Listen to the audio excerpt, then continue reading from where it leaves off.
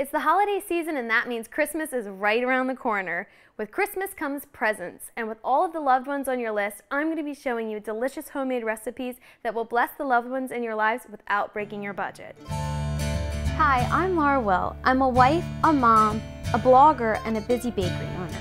I'm also a self-taught home cook, baker, and cake decorator, all wrapped into one. My food style is easy and delicious. With the combination of whole foods and my quick tips and tricks, you too can cook the scratch-made simple way.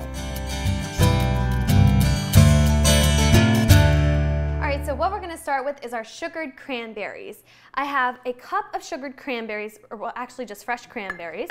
And what you're going to do is put a cup of granulated sugar in your pot, and then you're going to put in a cup of water. Now, I like to turn mine on high heat because you're going to want to get this dissolved. All together, the sugar and the water is the syrup. It's just a simple syrup that you're going to be making to set your cranberries in. All right, you're just going to stir this together, and this is going to come together pretty quickly. You just want to get it warmed through until all of your sugar is dissolved in your water. You don't want it to have a rolling boil because you don't want it super, super hot, but you want it hot enough that all of your sugar is completely melted into your water. So when it starts to bubble a little bit, just like it is right now, this is just about perfect when your water is getting clear. All right, and just as quick as that, it is already right where it needs to be. I'm going to take it off the heat right away. You can just kind of set it aside and it'll be just fine. I love to do sugared cranberries to take along. With the holidays, it can get expensive with all the parties. You have teachers, you have friends, get-togethers. It's fun to do little things like this just to take along as like a hostess gift, or if you're going to dinner, take it along. This is fun to kind of put in like a mason jar with a pretty bow. Just a nice little gift, and it's not super expensive, and you can make a lot of this at one time. It's just 1 cup of water, 1 cup of sugar, 1 cup of cranberries. If you want to double that, triple it, quadruple it, it would be 4 cups of cranberries, 4 cups of sugar, 4 cups of water. So all you're going to do then is stir this together, and you're going to make sure you're coating all of your cranberries with your sugar-water mixture. All right, and then all I'm going to do is cover this with saran wrap, and you want to put this in the fridge for at least 1 hour so this can saturate your cranberries because they're very tart and you want your sugar to adhere to them. So I'm going to set this aside, and then I already have some that I had in the fridge for an hour, and they're going to look basically exactly the same. You'll just take your saran wrap off, give these a nice little stir again, and these have gotten pretty saturated with that nice sugary water, and that's going to help make these not so tart whenever you're biting into them. So what you do next is pour these in a colander, and you're going to shake all of this excess liquid off. So I'm going to do that in the sink here real quick. All right, and then once you get all of the excess liquid off, you're just going to pour your cranberries right on a dish so you can put your sugar over top. If you notice any cranberries with the stem or anything, you just pull it off at this time. That's totally fine. Make sure they're even. And then here comes the fun part. You're going to grab your sugar, and you're just going to get a cup, and I like to just sprinkle it right over top. And then we're going to roll these around in this plate and evenly coat all of them with our sugar. And this can look like a lot of sugar, but you just want to make sure that when it's rolling around on this plate, it's going to coat these.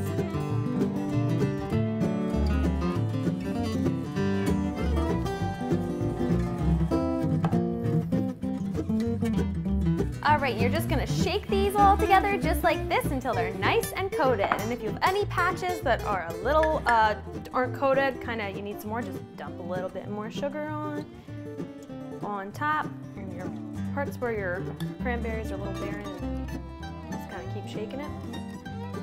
And that's it. How easy is that? It's so quick. It doesn't take hardly any effort at all. The only thing you have to wait for is if they're in the fridge for at least an hour, and then they're good to go. And what you want to do is set these aside and leave them out. You can kind of cover them with a little bit of parchment paper. You want to give them time to dry and for your sugar to adhere to this and get harder, and then they'll stay nice and covered. If you pick them up now, they can be a little wet. So give these a few hours to dry before you put them in a jar or something, and that is it. We're going to go on a quick break, and when we come back, I'm going to show you how to make delicious glazed pecans.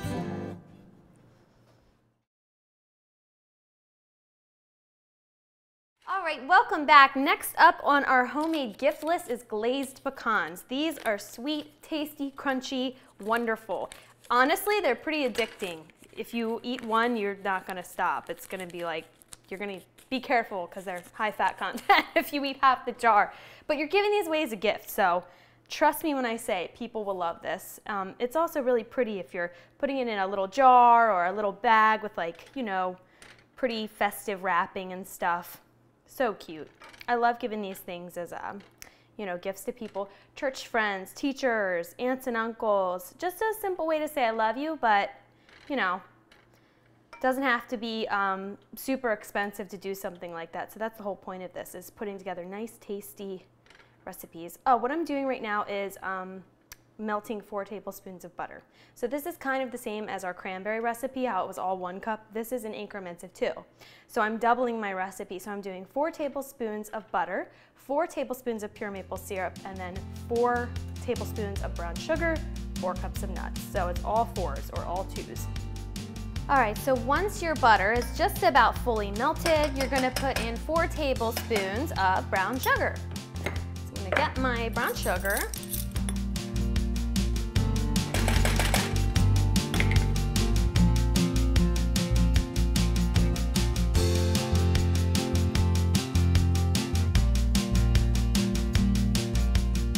All right, and then you'll stir your brown sugar in, and then next with that is 4 tablespoons of pure maple syrup. Pour that right in. Stir this in as well.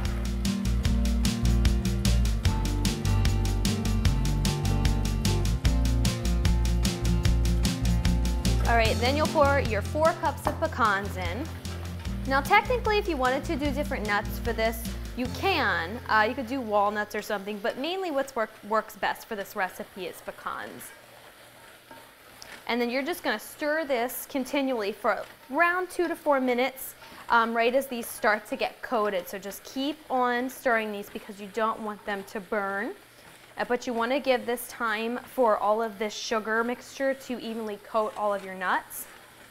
And then we're gonna be putting this in the oven for about 6 to 8 minutes to finish baking off, and they'll get nice and crisp and crusty on the outside with all of this sugar and butter and maple syrup.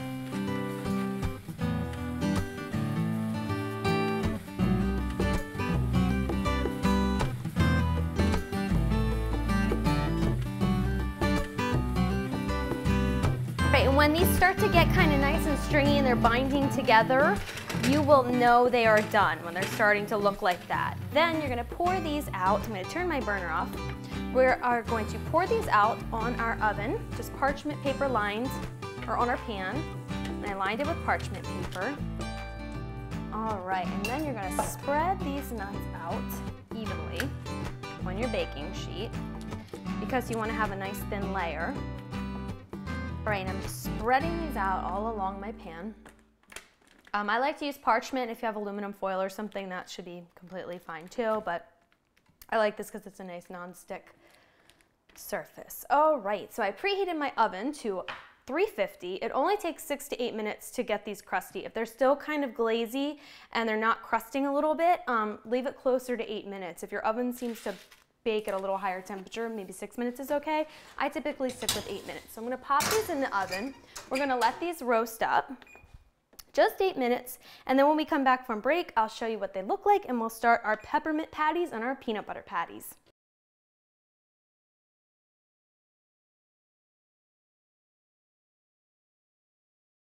All right, so next up is our peanut butter patties and our peppermint patties. Now, this one is really, really fun because these are so delicious and they stretch your budget so far because all it is peanut butter, marshmallow fluff, and then Ritz crackers. And we assemble all these and we're gonna dip them all in chocolate. And it can sound a little weird, but I promise they are so good. I make these every year around the holidays. They're no bake, they're no fuss, they're really easy. So if you're doing something, sending a snack to school with your children, or if you're doing something that's, you're kind of trying to stretch this and, you know, show people in your life that you care about, you know, that you want to do something nice for Christmas for them, whoops, or for around the holidays. This is a nice way to do a bunch at one time, and it's not going to take you a long time, and it's not going to be very expensive. So all you're gonna do is we're gonna start with the peanut butter patties first. You're gonna get a little bit of peanut butter and you're just gonna smear it on your Ritz cracker. Now you can get any kind of crackers that are kind of like Ritz. You don't have to buy that brand specifically. It's totally okay if you don't, but if you can, I like to get the ones that are kind of low sodium or no salt, since these are going to be a sugary cookie. But if you aren't able to find that, that's totally okay. You're not really going to taste that. So you don't want to go overboard with the peanut butter. You just want to do a little bit of a layer like this, and then enough that you're tasting it, but not to the point that it's like overflowing out of your cookie. And then what you're going to do is on the other side of that, you're going to put marshmallow fluff. So it's going to make like a nice little, almost like a fluffernutter sandwich, but I like to call them peanut butter patties just because they're nice and light and fluffy and crunchy. And normally, honestly, I don't really use ingredients like this for a lot of stuff. I'm not too into, you know, over-processed ingredients and stuff. But for the holiday season, I cheat a little bit and use this because it's honestly so tasty. I don't mind if we have a little bit of junk here and there. And this is one of those recipes that's like, you can barely call it a recipe. It's so easy and fast. So you're putting a little bit of marshmallow fluff on the other side. And then finishing up my last one. Enough that you taste it, but not too much that's going to ooze out when you're dipping it in your chocolate. And then you just sandwich these guys together like this. Smush it, and then you'll take your other one. And see how fast that is? Not a lot of ingredients, very simple to do, and I promise these taste so good. They're light and fluffy and crunchy. All right, so then you're going to take these and you're gonna put them on a plate, and I pop these in the freezer because whenever we're gonna be dipping these in hot chocolate, if we took these and dipped them right now, all of your ingredients in the middle would ooze out. You want them frozen, hard, and cool, so whenever you're dipping them, they're going to stay assembled. So then, this is one version of doing that. Another version I like to do for the peppermint patty is using Nutella. Now, I don't normally use this for anything really either, but for this one, I like to use this as a center. Oh, you know what? I need a spatula. I'm gonna grab this. So you're gonna take the entire jar of Nutella, and you're gonna put this in a bowl because this is gonna be your chocolate center that you're going to be putting peppermint extract in. Now, I technically use mint extract. If you're doing mint extract, I suggest doing about 2.5 teaspoons. If you are doing peppermint, obviously that's a little more minty. So I would say maybe about a teaspoon of that. You can kind of taste it as you go. If you like it mintier, put more in. But if you're someone like me, I don't like it too overpowering. I like to just do kind of enough mint, but not to the point where it's very, very minty. So you're going to get this in a bowl, and then you're going to get your peppermint extract. And then I'm going to start out with a teaspoon. You don't want to put your full 2.5 teaspoons if you're putting it in because it can be kind of hard to incorporate this in with your chocolate. But this is going to be going in your sandwich, just like, those are my glazed pecans. We'll get those out in just a second. But then you're going to slowly stir this in. You don't want to do it. It'll slosh out if you get too crazy with it. So just slowly and gently stir it together. And if you were in the kitchen, you would smell the nice mint. It smells so good. All right. These cookies they equal Christmas for me. I make them every year. They're really good, really easy. And then at the end, I'm going to put them in a little box. I love to package them up in really cute containers. They have so many cute things out at the store now, too. You can get cute Christmas cookie boxes and cookie tins. All right, so I'm going to take a little taste of this, actually, because I want to make sure we have enough peppermint in here. Perfect. It is delicious. All right, so then you're going to do the exact same thing. You're going to take your butter knife, and take a little bit of Nutella, just like we did with our peanut butter. And then the fun thing about these is I always like to dip mine in dark chocolate because that's what I prefer. But you can dip them in milk chocolate, you can dip them in white chocolate, you can dip them in all kinds of things. If you're doing white chocolate, you could put some cute crushed candy canes on top, or you could do sprinkles, whatever's festive. They have little Andes mint crumbles out now. Lots of fun things like that, or no topper at all. If you don't want a topper, you don't have to have one. And then you're gonna go and you're gonna finish this out with your marshmallow. All right, while I have this out, I'm going to check on our glazed pecans, get them out of the oven. Oh my goodness, they look so Good. This is exactly what you want them to look like. Now see how I said if they're a little gooey still, like this, if they're kind of stringy, you can pop them back in the oven. I'm actually gonna pop mine back in to make sure that they're getting cooked enough. That's okay. If it's kind of like looking like this, you wanna pop it in, we'll put it in for about maybe like 1 more minute. It won't hurt anything. You just want your nuts to be crunchy. You don't want them to be gooey. So we'll pop this right back in. 2 minutes, that'll be good to go. And then I'm just gonna finish assembling my marshmallow on this side.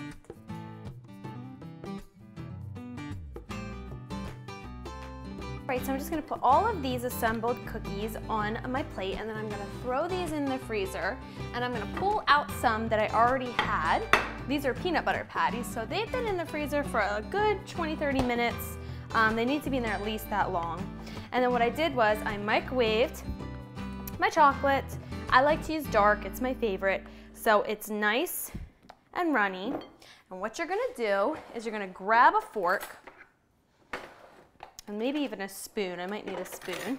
But I like to just take it and then I just throw it right on top here, kind of nestle it in with my fork, dunk it in, and then you're just gonna flip it right over like that, and you're just gonna tap it a little bit because you wanna get some of that excess chocolate off.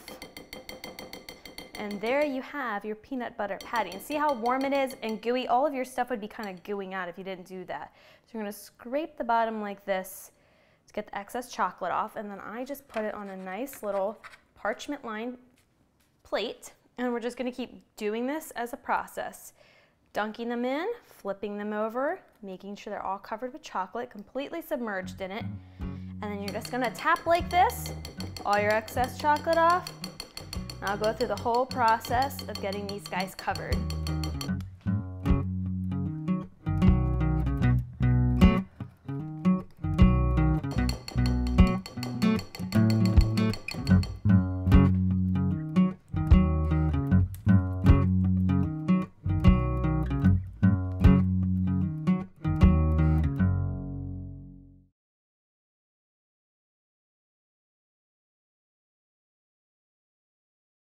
All right, welcome back. I'm just now pulling our little peanut butter and peppermint patties out of the freezer, and now I'm going to show you cute ways to assemble your little homemade gifts. So I like to get little mason jars. This is just a ball mason jar. They're really cute, and they're only like $1 or $2 at the store. So you can just kind of get this, and I like to put my cranberries right in the jar, and I'll fill these up the whole way. And then you just get some really cute festive ribbon, tie it around, and it's super cute. And this is a nice way to keep these kind of fresh too. So, and the sugared cranberries look so pretty and say, you know, the holidays. They're bright red and the sugar, it's really festive and really cute. All right. All right, I'm gonna put my lid on. How pretty is that? So pretty. All right. And then I like to do the same for my glazed pecans. So we've got our cute little cranberries right here, and I'll take the top off. I like to do a bigger jar. Now, if you're doing just little gifts for people, you can do kind of like this size of a jar. If you're giving a bigger gift or something, you can do a big jar like this. It's totally up to you. You'll kind of just break your nuts up like this. These smell so amazing. I wish you could smell them. All of these things are so easy to make. You don't have to do all of them. You can do just one of these things. My favorites to do are definitely the glazed pecans. Everyone loves those. But if anyone has kind of nut allergies or anything, you could always do the peppermint patty. That's an alternative. If you can't use the peanut butter, that's a nice way to use the Nutella, and it's not going to be anything that's going to bother anybody with maybe like nut allergies or tree nuts, peanuts. There's a lot of that these days, so that's kind of a nice way to do something if you can't do this with the nuts. All right, get the rest of these right in here. Super pretty. I'll put my little lid on. And then you just get some really cute ribbon at the store. I just got some with holly berries and little striped ones with green and red stripes. And then I'm just going to take this, cut a piece off, and then you'll just tie it right around your jar. I'll put this on this one. right around your jar, and you want to leave enough room to make a cute little bow. And then you can put a little tag to and from. How cute is that? So cute. I'm gonna wrap this around this one. And then you can mix and match different colors. And this is such a nice, easy way to make something. A lot of holiday parties are happening, obviously, in the month of December. So this is kind of a nice way to do something nice for like a hostess gift.